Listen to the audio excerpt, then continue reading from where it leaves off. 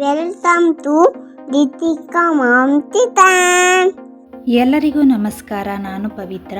ಇವತ್ತಿನ special recipe ಏನಪ್ಪ ಅಂದರೆ, ನಾವು ಕಲ್ಲಂಗಡಿ ಹಣ್ಣು ತಿಂದು ಸಿಪ್ಪೆನ ಬಿಸಾಕ್ತೀವಲ್ವ, ಆ ಕಲ್ಲಂಗಡಿ ಹಣ್ಣು ಸಿಪ್ಪೆಲೂ ಕೂಡ ಈ ರೀತಿ ಮಜ್ಜಿಗೆ ಹುಳಿನ ಮಾಡ್ಕೊಳ್ಬೋದು. ತುಂಬಾ ಚೆನ್ನಾಗಿರುತ್ತೆ. ನಾವು ಮಂಗಳೂರು ಸೌತೆಕಾಯಲ್ಲೆಲ್ಲ ಮಜ್ಜಿಗೆ ಹುಳಿನ ಮಾಡ್ತೀವಲ್ಲ, ಸೇಮ್ ಅದೇ ರೀತಿ ಇರುತ್ತೆ. ಬನ್ನಿ ಆಗಿದ್ರೆ ಯಾವ ರೀತಿ ಮಾಡೋದು ಅಂತ ನೋಡೋಣ. ನೋಡ್ತಾ ಇರ್ಬೋದು ನೀವು, ಕಲ್ಲಂಗಡಿನ ತೊಗೊಂಡಿದ್ದೀನಿ. ಕಲ್ಲಂಗಡಿ ಹಣ್ಣನ್ನು ತಿಂದು ಈ ಸಿಪ್ಪೆನಲ್ಲಿ ನಾನು ಮಜ್ಜಿಗೆ ಹುಳಿನ ಮಾಡ್ಕೊಳ್ತಾ ಇದ್ದೀನಿ.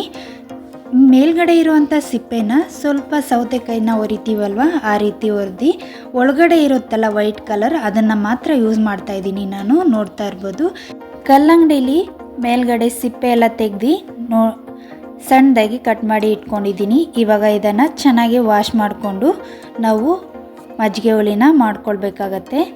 ನನಗೆ ಯಾವ ಸೈಜಲ್ಲಿ ಬೇಕೋ ಆ ಸೈಜಲ್ಲಿ ಕಟ್ ಮಾಡ್ಕೊಳ್ಬೋದು. ನಾನು ಈ ರೀತಿ ಕಟ್ ಮಾಡಿ ಇಟ್ಕೊಂಡಿದ್ದೀನಿ. ನಿಮಗೆ ದಪ್ಪ ಬೇಕು ಅಂದರೆ ದಪ್ಪನೂ ಮಾಡ್ಕೊಳ್ಬೋದು, ಸಣ್ಣ ಬೇಕು ಅಂದರೆ ಸಣ್ಣನೂ ಮಾಡ್ಕೊಳ್ಬೋದು.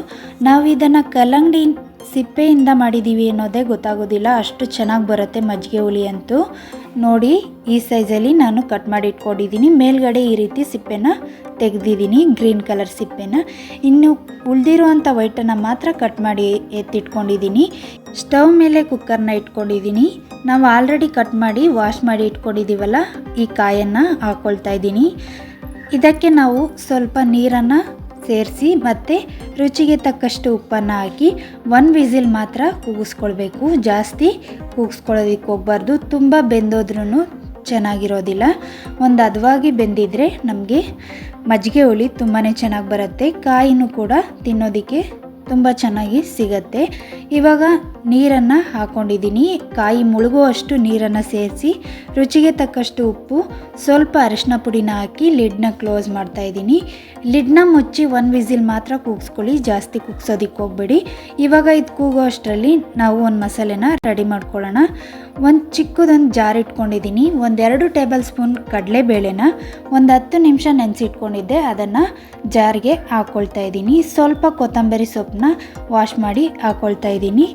ನಿಮಗೆ ಖಾರಕ್ಕೆ ತಕ್ಕಷ್ಟು ಹಸಿಮೆಣ್ಸಿನ್ಕಾಯಿನ ಆ್ಯಡ್ ಮಾಡ್ಕೊಳ್ಬೋದು. ನಾನಿಲ್ಲಿ ಕಡಿಮೆ ಕ್ವಾಂಟಿಟಿ ಆಗಿರೋದ್ರಿಂದ 2 ಹಸಿಮೆಣ್ಸಿನ್ಕಾಯಿನ ಹಾಕ್ಕೊಳ್ತಾ ಇದ್ದೀನಿ. ಹಸಿ ತೆಂಗಿನಕಾಯಿ ತುರಿನ ಸ್ವಲ್ಪ ಹಾಕ್ಕೊಳ್ತಾ ಇದ್ದೀನಿ. ನಿಮಗೆ ಕ್ವಾಂಟಿಟಿ ಎಷ್ಟು ಬೇಕೋ ಅಷ್ಟು ನೋಡಿಕೊಂಡು ನೀವು ಮಾಡ್ಕೊಳ್ಬೇಕಾಗತ್ತೆ. 1 ಸ್ಪೂನ್ ಜೀರಿಗೆನ ಹಾಕ್ಕೊಂಡು ಇದನ್ನು ರುಬ್ಕೊಳ್ಬೇಕು. ನಾವು ಆಲ್ರೆಡಿ ನೀರನ್ನು ಹಾಕಿರೋದ್ರಿಂದ ಮತ್ತೆ ನೀರು ಸೇರಿಸಿಲ್ಲ. ನೋಡಿ, ಈ ರೀತಿ ರುಬ್ಕೊಂಡು ಬಂದಿದ್ದೀನಿ. ತುಂಬ ನೈಸು ಅಲ್ಲ, ತುಂಬ ತರಿನೂ ಅಲ್ಲ, ಆ ರೀತಿ ರುಬ್ಕೊಂಡಿದ್ದೀನಿ. ನಾವು ಆಲ್ರೆಡಿ ಕಾಯಿನ ಬೇಯೋದಕ್ಕೆ ಇಟ್ಕೊಂಡಿದ್ವಲ್ಲ, ಅದನ್ನು ನೋಡೋಣ ಬನ್ನಿ. 1 ವಿಸಿಲ್ ಆಗಿದೆ. ಇವಾಗ ತೆಗೆದು ತೋರಿಸ್ತಾ ಇದ್ದೀನಿ ನೋಡಿ, ಪರ್ಫೆಕ್ಟಾಗಿ ಕಾಯಿ ತುಂಬ ಚೆನ್ನಾಗಿ ಬೆಂದಿದೆ. ಇವಾಗ ನಾವು ಫ್ಲೇಮ್ನ ಮತ್ತೆ ಆನ್ ಮಾಡಿಕೊಂಡು ಕುದಿಯೋದಕ್ಕೆ ಇಟ್ಕೊಂಡಿದ್ದೀನಿ. ಇದಕ್ಕೆ ನಾನು ರುಬ್ಕೊಂಡಿರುವಂಥ ಮಸಾಲೆನ ಆ್ಯಡ್ ಮಾಡ್ಕೊಳ್ತಾ ಇದ್ದೀನಿ. ಎಲ್ಲ ಮಸಾಲೆನೂ ಹಾಕ್ಕೊಳ್ತಾ ಇದ್ದೀನಿ. ನೀವು ಕ್ವಾಂಟಿಟಿಗೆ ತಕ್ಕನಂಗೆ ನೀವು ಇಂಗ್ರೀಡಿಯೆಂಟ್ಸ್ನ ಹಾಕ್ಕೊಂಡು ಮಾಡ್ಕೊಳ್ಬೇಕಾಗತ್ತೆ. ಇವಾಗ ಚೆನ್ನಾಗಿ ಮಿಕ್ಸ್ ಮಾಡಿ ಕುದಿಯೋದಕ್ಕೆ ಬಿಡಬೇಕು. ಇದಕ್ಕೆ ತಿಕ್ನೆಸ್ ನೋಡಿ ನೀರನ್ನು ಸೇರಿಸ್ಕೊಳ್ಬೇಕಾಗತ್ತೆ. ನಾವು ತುಂಬ ಗಟ್ಟಿ ಬೇಕು ಅಂದರೆ ಗಟ್ಟಿನೂ ಮಾಡ್ಕೊಳ್ಬೋದು, ಸ್ವಲ್ಪ ತೆಳು ಇರಬೇಕು ಅಂದರೆ ಸ್ವಲ್ಪ ನೀರನ್ನು ಸೇರಿಸಿ ಮಾಡ್ಕೊಳ್ಬೋದು. ನಾನು ಮೀಡಿಯಮಾಗೆ ಮಾಡ್ಕೊಳ್ತಾ ಇದ್ದೀನಿ. ನೋಡ್ತಾ ಇರ್ಬೋದು, ನಾನು ಈ ರೀತಿ ಮಾಡ್ಕೊಂಡಿದ್ದೀನಿ. ಇವಾಗ ರುಚಿಗೆ ತಕ್ಕಷ್ಟು ಉಪ್ಪನ್ನು ಸೇರಿಸ್ಕೊಳ್ತಾ ಇದ್ದೀನಿ. ನಾನು ಆಲ್ರೆಡಿ ಕಾಯಿ ಬೇಯೋದಕ್ಕೂ ಉಪ್ಪನ್ನು ಸೇರಿಸ್ಕೊಂಡಿದ್ದೆ. ಇವಾಗ ನೋಡಿಕೊಂಡು ಉಪ್ಪನ್ನು ಸೇರಿಸ್ಕೊಳ್ಬೇಕಾಗತ್ತೆ. ನಿಮಗೆ ಖಾರಕ್ಕೆ ತಕ್ಕಂತೆ ಹಸಿಮೆಣ್ಸಿನ್ಕಾಯಿನೂ ಕೂಡ ಆ್ಯಡ್ ಮಾಡ್ಕೊಳ್ಳಿ. ಚೆನ್ನಾಗಿ ಮಿಕ್ಸ್ ಮಾಡಿ ಒಂದು 5 ನಿಮಿಷ ಕುದಿಸ್ಕೊಳ್ತಾ ಇದ್ದೀನಿ. 5 ನಿಮಿಷ ಆದಮೇಲೆ ನಾನು ಮೊಸರನ್ನ ಆ್ಯಡ್ ಮಾಡ್ಕೊಳ್ತೀನಿ. ಸ್ವಲ್ಪ ಲೋ ಫ್ಲೇಮಲ್ಲಿ ಇಟ್ಕೊಂಡು ಮೊಸರನ್ನ ಹಾಕ್ಕೊಳ್ಳಿ. ಹೈ ಫ್ಲೇಮಲ್ಲಿ ಇಟ್ಕೊಂಡು ಮೊಸರನ್ನ ಹಾಕಿದ್ರೆ ಒಡೆದೋಗೋ ಚಾನ್ಸಸ್ ಇರುತ್ತೆ. ಲೋ ಫ್ಲೇಮಲ್ಲಿ ಇಟ್ಕೊಂಡು ಮೊಸರನ್ನ ಸೇರಿಸಿ ಮಿಕ್ಸ್ ಮಾಡಿ ನಾನು ಫ್ಲೇಮ್ನ ಆಫ್ ಮಾಡ್ಕೊಳ್ತಾ ಇದ್ದೀನಿ. ತುಂಬ ಕುದಿಸ್ಬಾರ್ದು ಮೊಸರು ಹಾಕಿದ್ದಾದಮೇಲೆ.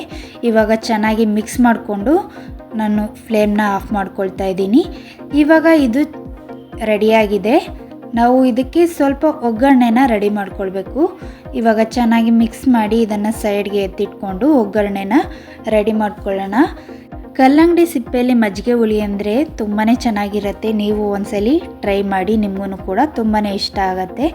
ಈ ಒಗ್ಗರಣೆ ಮಾಡ್ಕೊಳ್ಳೋದಕ್ಕೆ ಒಂದು ಚಿಕ್ಕದೊಂದು ಪ್ಯಾನ್ ಇಟ್ಕೊಂಡಿದ್ದೀನಿ. ಪ್ಯಾನ್ಗೆ ಸ್ವಲ್ಪ ಎಣ್ಣೆನ ಹಾಕಿ ಸ್ವಲ್ಪ ಸಾಸಿವೆ, ಸ್ವಲ್ಪ ಜೀರಿಗೆನ ಹಾಕಿ ಫ್ರೈ ಮಾಡ್ಕೊಳ್ತಾ ಇದ್ದೀನಿ. ಸ್ವಲ್ಪ ಫ್ರೈ ಆದಮೇಲೆ ನಾನು ಒಣಗಿದ ಮೆಣಸಿನ್ಕಾಯಿನ 1-2 ಕಟ್ ಮಾಡಿ ಹಾಕ್ಕೊಳ್ತಾ ಇದ್ದೀನಿ.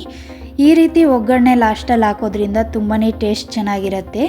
ಇವಾಗ ನಾನು ಲಾಸ್ಟಲ್ಲಿ ಸ್ವಲ್ಪ ಹಿಂಗನ ಹಾಕ್ಕೊಳ್ತಾ ಇದ್ದೀನಿ. ಹಿಂಗೆ ಹಾಕಲೇಬೇಕು ಮಜ್ಜಿಗೆ ಹುಳಿಗೆ, ತುಂಬಾ ಚೆನ್ನಾಗಿರುತ್ತೆ. ಅದೇ ಒಂದೊಳ್ಳೆ ಟೇಸ್ಟ್ ಕೊಡುತ್ತೆ ಅಂತಲೇ ಹೇಳ್ಬೋದು. ಇವಾಗ ಫ್ಲೇಮ್ನ ಆಫ್ ಮಾಡಿಕೊಂಡು ನಾನು ಒಗ್ಗರಣೆ ಮಾಡ್ಕೊಂಡಿದ್ನಲ್ಲ ಅದನ್ನು ಮಜ್ಜಿಗೆ ಹುಳಿಗೆ ಸೇರಿಸ್ಕೊಳ್ತಾ ಇದ್ದೀನಿ. ನೋಡ್ತಾ ಇರ್ಬೋದು ಎಷ್ಟು ಚೆನ್ನಾಗಿ ಕಾಣಿಸ್ತಾ ಇದೆ ಅಂತ. ನೋಡೋದಕ್ಕೆ ಇಷ್ಟು ಚೆನ್ನಾಗಿದೆ ಅಂದರೆ ತಿನ್ನೋದಕ್ಕೂ ಕೂಡ ತುಂಬಾ ಚೆನ್ನಾಗಿರುತ್ತೆ. ನೀವು ಒಂದ್ಸಲಿ ಟ್ರೈ ಮಾಡಿ, ನಿಮ್ಮೂ ಕೂಡ ತುಂಬಾ ಇಷ್ಟ ಆಗುತ್ತೆ. ಯಾರೆಲ್ಲ ನಮ್ಮ ಚಾನಲ್ನ ಹೊಸ್ದಾಗಿ ನೋಡ್ತಾ ಇದ್ದೀರಾ ಪ್ಲೀಸ್ ಸಬ್ಸ್ಕ್ರೈಬ್ ಮಾಡ್ಕೊಳ್ಳಿ, ಬೆಲ್ ಬಟನ್ನ ಕ್ಲಿಕ್ ಮಾಡೋದನ್ನ ಮರಿಬೇಡಿ. ವಿಡಿಯೋನ ಮಧ್ಯ ಸ್ಕಿಪ್ ಮಾಡಬೇಡಿ, ಫುಲ್ ವಿಡಿಯೋನ ನೋಡಿ ನಮ್ಮ ಚಾನಲ್ಗೆ ಸಪೋರ್ಟ್ ಮಾಡಿ. ಮಜ್ಜಿಗೆ ಹುಳಿ ಅಂತೂ ರೆಡಿ ಆಯಿತು. ಇವಾಗ ಬಿಸಿ ಬಿಸಿ ಅನ್ನಕ್ಕೆ ಹಾಕೊಂಡು ತಿಂತಾಯಿದ್ರಂತೂ ತುಂಬಾ ಚೆನ್ನಾಗಿರತ್ತೆ. ನೋಡೋದ್ರಲ್ಲ ಎಷ್ಟು ಸಿಂಪಲ್ಲಾಗಿ ಈಸಿಯಾಗಿ ಮಾಡ್ಕೊಳ್ಬೋದು ಅಂತ. ಈ ರೆಸಿಪಿ ನಿಮಗೆ ಇಷ್ಟ ಆಗಿದ್ದರೆ ನಿಮ್ಮ ಫ್ಯಾಮಿಲಿ ಫ್ರೆಂಡ್ಸ್ಗೂ ಶೇರ್ ಮಾಡಿ, ನಮ್ಮ ಚಾನಲ್ಗೆ ಸಪೋರ್ಟ್ ಮಾಡಿ. ರೈಸ್ ಜೊತೆ ಮಜ್ಜಿಗೆ ಹುಳಿನ ಸರ್ವ್ ಮಾಡ್ಕೊಳ್ತಾ ಇದ್ದೀನಿ. ತುಂಬಾ ಚೆನ್ನಾಗಿರತ್ತೆ ಈ ಮಜ್ಜಿಗೆ ಹುಳಿ ಅಂತೂ. ಕಲ್ಲಂಗಡಿ ಹಣ್ಣನ್ನು ತಂದು ಹಣ್ಣನ್ನು ಮಾತ್ರ ತಿಂದು ಸಿಪ್ಪೆನ ಬಿಸಾಕೋ ಬದಲು ಈ ರೀತಿ ಮಜ್ಜಿಗೆ ಹುಳಿನ ಮಾಡ್ಕೊಳ್ಳಿ. ತುಂಬಾ ಟೇಸ್ಟ್ ತುಂಬ ಚೆನ್ನಾಗಿರುತ್ತೆ. ಕಾಯಿನೂ ಕೂಡ ತುಂಬಾ ಚೆನ್ನಾಗಿರುತ್ತೆ. ನಾವು ಮಂಗಳೂರು ಸೌತೆಕಾಯಲ್ಲಿ ತಿಂತೀವಲ್ಲ ಅದೇ ರೀತಿ ಟೇಸ್ಟ್ ಇರುತ್ತೆ. ನಮಗೆ ಇದು ಕಲ್ಲಂಗಡಿ ಹಣ್ಣು ಸಿಪ್ಪೆಯಿಂದ ಮಜ್ಜಿಗೆ ಹುಳಿ ಮಾಡಿದ್ದೀವಿ ಅಂತಲೇ ಅನಿಸೋದಿಲ್ಲ, ಅಷ್ಟು ಚೆನ್ನಾಗಿರುತ್ತೆ. ನೀವು ಒಂದ್ಸಲಿ ಟ್ರೈ ಮಾಡಿ, ಹೇಗೆ ಬಂತು ಅಂತ ನನಗೆ ಕಮೆಂಟಲ್ಲಿ ತಿಳಿಸಿ. ಈ ವಿಡಿಯೋ ನಿಮಗೆ ಇಷ್ಟ ಆಗಿದರೆ ಲೈಕ್ ಮಾಡಿ, ಶೇರ್ ಮಾಡಿ, ಸಬ್ಸ್ಕ್ರೈಬ್ ಮಾಡ್ಕೊಳ್ಳಿ. ನೆಕ್ಸ್ಟ್ ವಿಡಿಯೋದಲ್ಲಿ ಸಿಗ್ತೀನಿ. Thanks for watching.